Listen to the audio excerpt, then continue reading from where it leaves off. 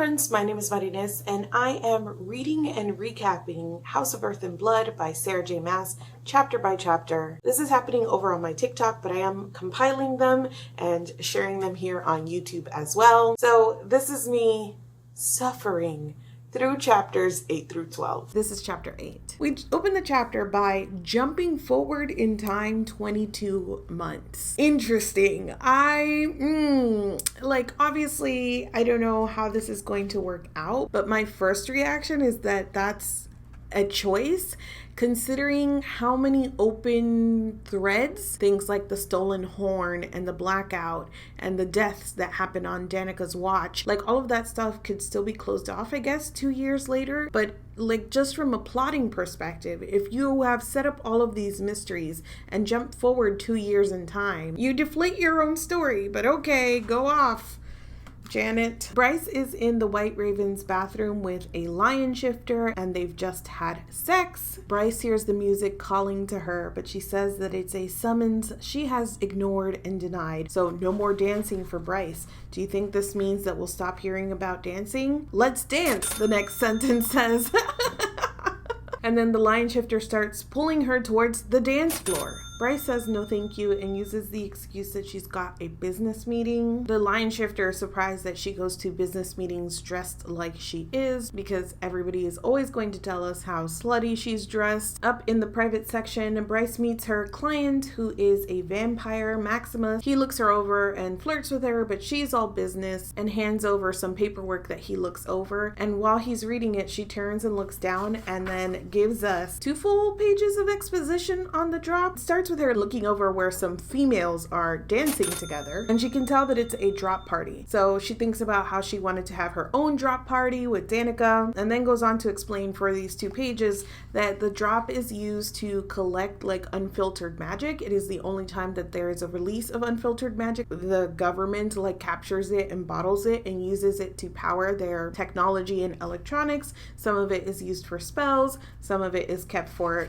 shifty purposes, and a little bit is given back to the person, and usually they just use it to make like party favors and things like that. During the drop, that person falls into their own power and then they have to find their own way out. Bryce describes it as like kind of running a runaway, but you have a limited of time to do it before your body dies, and that's why during a drop you have an anchor, and that anchor helps to pull you out of your own power before you die. That lesson over, Maximus is done reading his little folio. He hands payment to Bryce and she starts to go, but he grabs her and won't let her go. It's kind of a showdown between her and him, but then everything goes a little bit quiet and still. And so when she looks to see who has entered, it's her brother cousin. She calls him her cousin to everybody else, so we'll call him her brother cousin. It's her brother cousin, Rune. Bryce wonders how Rune got in because the club is packed and it doesn't matter who you are. She's seen a bunch of people turned away at the door. Rune explains that Riso, the owner of the club, is his buddy. Bryce tells us about Riso, who is a rare breed of butterfly shifter. We already knew that, and I just think it funny that Maas thinks we would forget, not only because it was only a few chapters ago, but because he's a butterfly shifter. Don't worry, I remember. Rune admits that Riso called him to tell him that Bryce was there with like a creep and that he was getting pretty handsy. Bryce thinks that Riso probably didn't call Maximus a creep and was just like, hey, Bryce is here with someone who might cause the dancing to cease, which would have been Riso's idea of hell.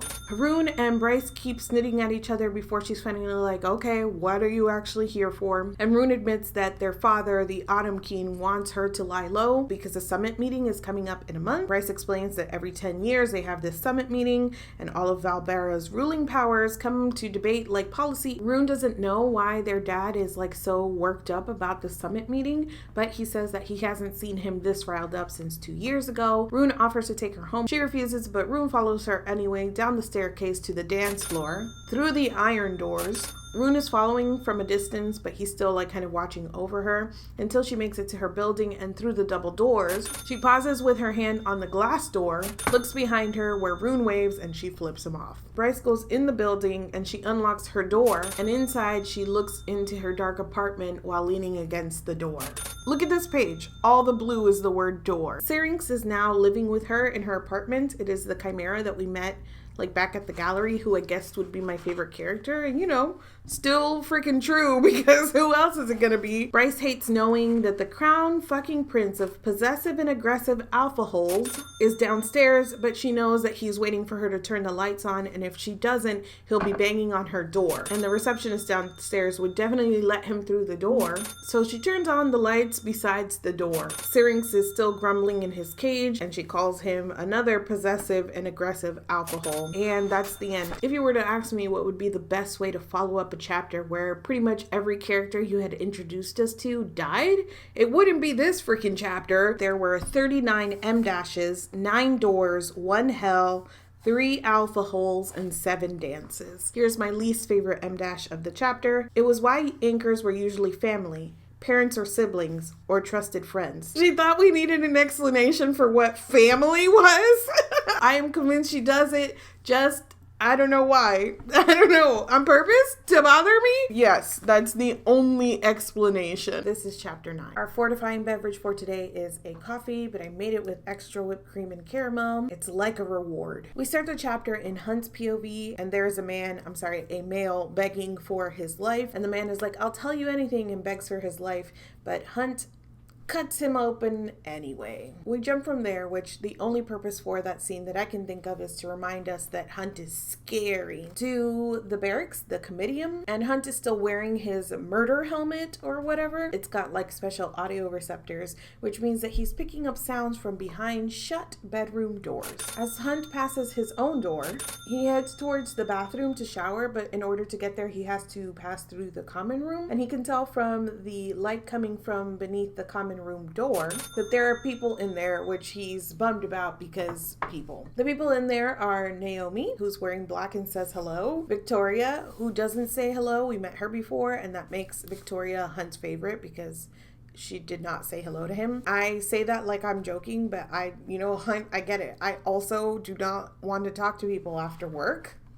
Don't talk to me. And then Justinian, who can smell like the blood all over Hunt, and calls him one sick fuck. Hunt continues towards the bathroom door, and Justinian calls after him that a gun would have been a hell of a lot cleaner. Hunt says that Micah didn't want a gun for this job and that the people didn't deserve a gun. Naomi's like, I don't want to know what this is about, and also tells Justinian that they don't want to know either. Naomi says that Isaiah told her that Micah told him to tell Hunt are going to be playing investigators for something that happened in the old square. Hunt says that he barely registers and is just like, okay, Isaiah tomorrow, old square. This leads into Hunt thinking about how Isaiah's not here and he's probably off on some date or enjoying himself because Isaiah enjoys the city. Hunt is like, it's a city, it's fine. But the thing that is actually better is reporting to Micah versus reporting to Sandriel, who used to own him and is the twin sister of his dead lover. Sandriel and her twin sister Shahar were both archangels, which is really rare. And Shahar thought that Sandriel murdered their parents, and so she wanted to kill her own sister. And this all led to a rebellion, and I guess Hunt fought in it for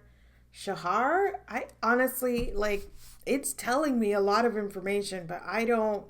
The point is that Hunt killed a lot of people. Micah is letting him work for his freedom, work it off, but the deal is like a life for life. So for every person that died during this rebellion, Hunt has to kill somebody in service of Micah and the city or whatnot, and it's 2,217 people. He's been working for Micah for 4 years, and he's had a grand total of 82 kills. After 3 pages of all of this backstory, Hunt finally gets to the bathroom door and turns on the shower, but first he looks at himself in the mirror and contemplates his pain and his empty eyes staring into hell. And then he steps into the shower. That was 7-ish pages, 16 N-dashes, 5 doors, and 2 hells.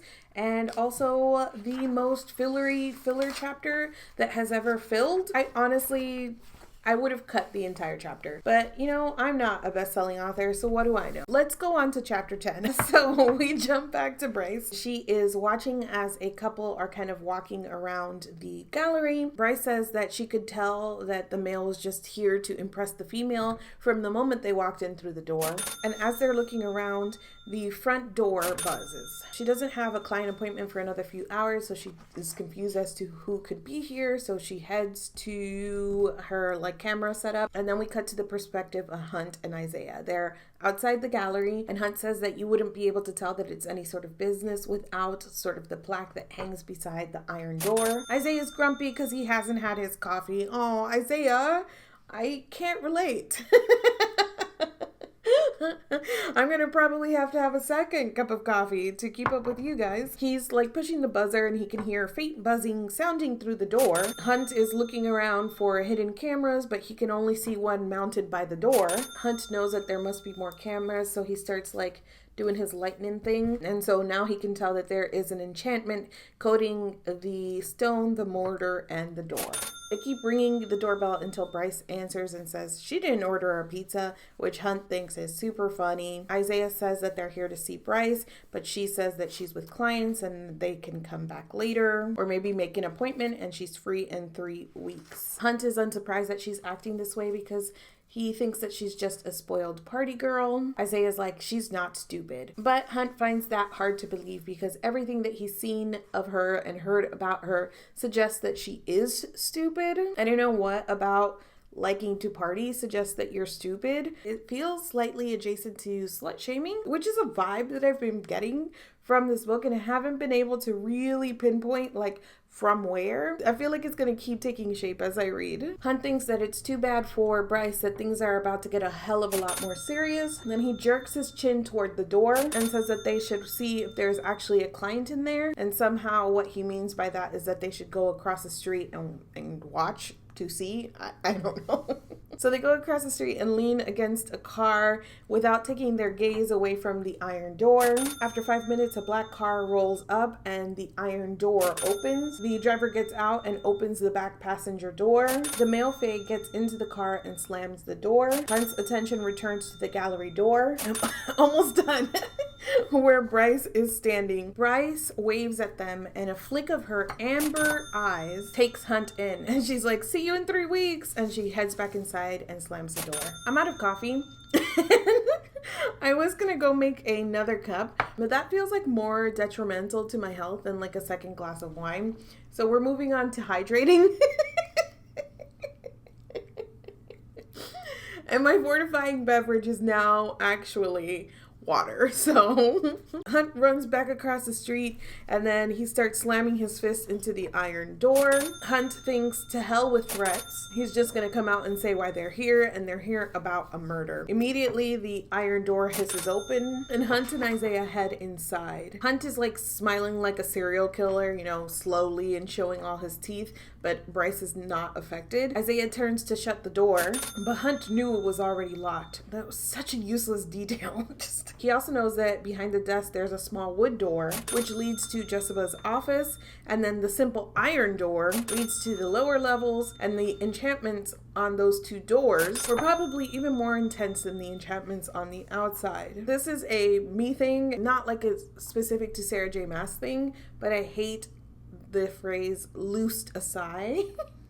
I don't know why, but Isaiah loosed a long-suffering sigh and goes into explaining that there was a murder in the meat markets and they think that she knew the victim. And it turns out to be Maximus, the vampire we met that Bryce had a business meeting with a couple of chapters ago. Isaiah says that Bryce was one of the last people to talk to him, and her amber eyes light up with annoyance because she figures they might suspect her. So she just shares what happens at the Raven, that, you know, they had a business deal and then he got handsy. Isaiah asks if anybody can verify her whereabouts and she says just her doorman and Rune. Bryce says that Rune is just like a distant cousin, but Hunt is skeptical because he showed up to protect her when they were questioning her, and then again at the Raven. Hunt thinks that's one hell of a motive, but questioning him is going to be a nightmare because of who he is. Bryce seems to think the same thing because she smiles at them and says like, have fun talking to him. Bryce strides towards the door, but Isaiah stops her and says that they aren't just here to talk about where she was because the governor is on his way. Bryce asks why, and I think it's Hunt who says that Micah just told them to get information about where she was last night and then make sure that she was available, and Jessica was also on the line. And then he goes, given how infrequently Hunt was asked to help out on investigations, he'd been shocked as hell to get the order. Hold on. Hell. But also, this is like one of my top frustrations with Sarah J. Maas, how much she contradicts herself and like the lack of internal continuity. We were there when Naomi passed a message that Hunt was to work with Isaiah and do an investigation thing, and he literally said, like, he barely processed the words, like, yeah, okay, Isaiah meeting tomorrow. And then he tells us in the very next chapter he had been shocked as hell to get the order. No, you weren't. Oh my god, it is like going back to like chapter 1 and not being able to hear anything through the door, but then hearing Danica clearly say, open the hell up. Like, there are so many times she just says something and it completely vanishes from her mind and she contradicts it a few lines or a chapter later. It's so stupid. This is why I'm convinced that the best way to read Sarah J. Maas is by ignoring half of the stuff that she writes. Anyway, Micah will be here in 10 minutes, and the big reason why is that Maximus was killed in the exact same way that Danica was killed. Bryce is shocked because Philip Briggs was imprisoned, like he was blamed for the murders, but now they have another murder in the exact same way, and it couldn't have been Philip Briggs. Isaiah and Hunt say that they will wait outside, so Bryce uses that opportunity to call Jessica and let her know what's going on. Jessica starts figuring out what she needs to do in the few minutes that she has before Micah gets there. Bryce is kind of impressed by the way that Jessica is handling this and says maybe she found a scrap of empathy where Danica's murder was concerned, because she sure as hell didn't have any in the days following the murder when after 2 weeks she demanded that Bryce get back to work. Jessica tells her to double check that everything is locked down, and then they hang up. That was 27 M-dashes, 6 hells, 2 special colored eyes, and 22 doors. Despite all of that, that was probably one of the better chapters that we had read so far. Like, it kind of feels like things are maybe starting to happen. I don't know. I guess we'll see how long we sit around and talk about all of this again. Did chapter 10 make up for the nothingness that was chapter 9? You know, as with all things Sarah J. Maas, it really just is about balancing out to a very mid place. The queen of mediocre, Sarah Janet Maas.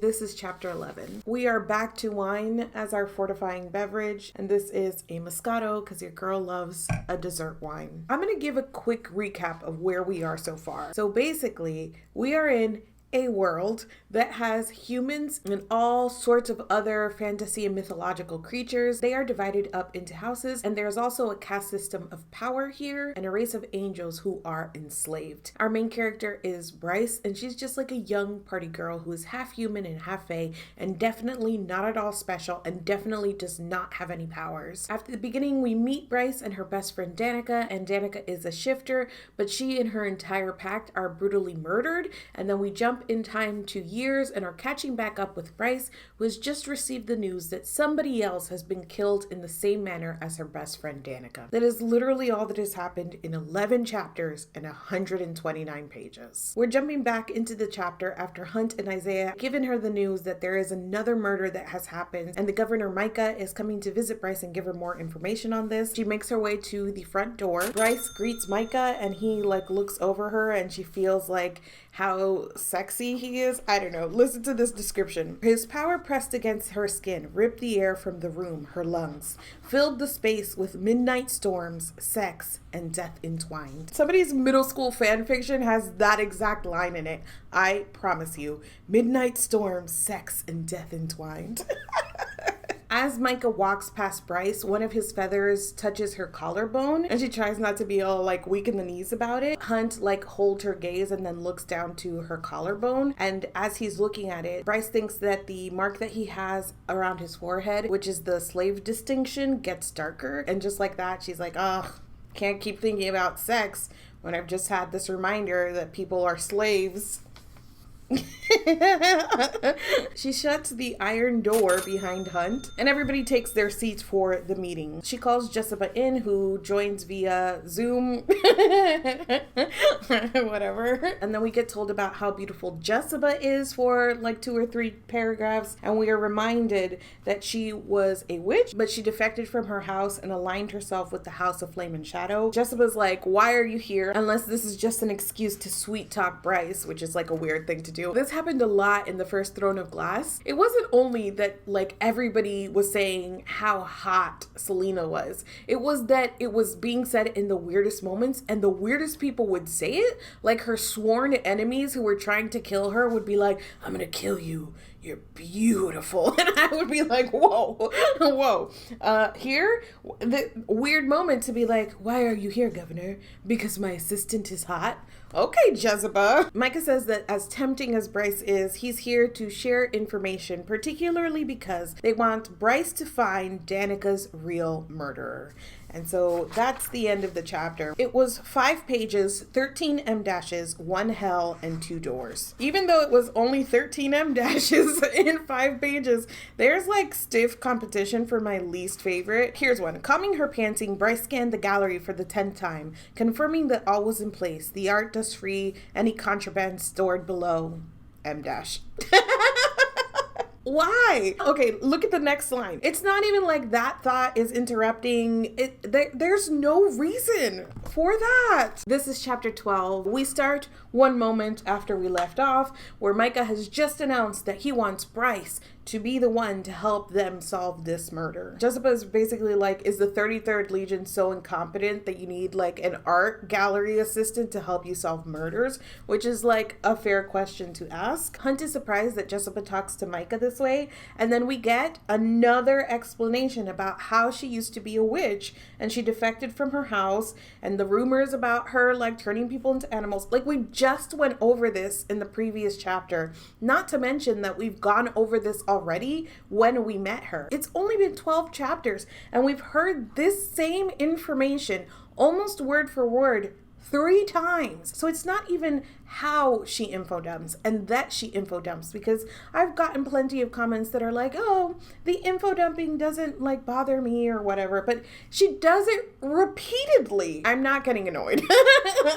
Where's the door when you need it so you can take a drink? Anyways, Jessica's like, listen, my assistant doesn't work for you, but Micah says that like asking her, inviting her to this meeting is a courtesy, like Bryce is going to work for them. And also, even though Briggs didn't kill Danica, they did find enough evidence to convict him on like those bombings that he was planning. So regardless, he's going to be in jail to serve out his first sentence for bombing, and that seems to relieve Bryce a little bit. But they still have this problem of a dangerous murderer out on the loose, somebody who can summon a very powerful demon. And this is super bad news because there is a summit about to happen and lots of powerful people are going to be in the city. Jessica asks if anything exciting is happening during the summit, and Micah says that the new witch queen is going to be formally recognized, and that also they're expecting Sandriel to come. Sandriel was Hunt's previous owner. Jessica asks again what exactly Bryce is contributing to this investigation. Meanwhile, Hunt is having a lot of feelings about the fact that his previous owner will be in town. Micah says that Bryce was the only one to actually see the demon. We keep like ping-ponging in this conversation. We're talking about Bryce investigating, but also about Sandriel being in town, and she's bringing somebody called Pollux, who is like her new enforcer. Jessica pongs the conversation back and asks if they even know what kind of demon it was, and Micah says no. Hunt says that's true because there are 7 territories in hell, the worst being the pit, and he thinks that this demon came from the pit, but they don't have any other information on what kind of demon it was. Bryce reminds Micah that he said that there were multiple connections between Danica's murder and the vampire's murder. Micah says that besides the style of the murder, the vampire Maximus and Danica were friends. Bryce doesn't believe that, but Micah tells her that there are things that she didn't know about Danica. Bryce asks why they don't bring somebody else in to like solve this, somebody like the Hind, and apparently the Hind is a notorious spy hunter and also is dating the Pollux. I'm sure if we need these names and connections again, Sarah J. Maas will remind us. Micah says that the odds are that Danica knew her killer, and despite the things that Danica didn't tell Bryce, Bryce is the one who knew her the best. Bryce will be reporting to Isaiah, who will be reporting to Micah with updates on her progress, and Hunt is going to serve as her bodyguard. Jessica signs off on it, and when she turns to Bryce, Bryce's amber eyes are full of cold fire. I'll find them, she says. Hunt is like, yeah, that girl's got balls. And then he says that she was stupid and brash, but at least she had nerve. I am struggling so much with this, and I understand that they're going from like antagonistic, and it seems like Hunt is going to be the love interest, but the fact that how Hunt is always relating to Bryce and describing her is either slut-shamey or calling her stupid. And I honestly don't know why he insists on calling her stupid, because it also feels slut-shamey. Like, I understand that she's a young party girl, like not a care in the world, but the fact that Maas has written it so that the main love interest is equating that with her being stupid, like, it just rubs me entirely the wrong way. Jessica tells Bryce to try not to die, and she hangs up the phone. Bryce comes around to usher them out of the gallery. She gets to the door and they all walk out. As Hunt crosses, she begins to close the door, but Hunt wedges a foot between the door and the jamb. Bryce's amber eyes flare, and he tells her to make a list of suspects and to also try and remember Danica's last movements in the days before she died. She hits a button beside the door, and Hunt has to jump back because the enchantments are like activating, and then she shuts the door. Were you scared there weren't going to be any doors? There were only 5 doors in this chapter, but they were all on the same page. This is 8-ish pages, 16 M-dashes, 2 special colored eyes, 1 hell, and 5 doors. If we don't get some investigating in the very next chapter, I'm gonna lose it. I feel like I'm on the edge. That's it for me today. If you have read or would like to read House of Earth and Blood, let's chat down in the comments. Thank you so much for watching this video, and I will see you guys soon.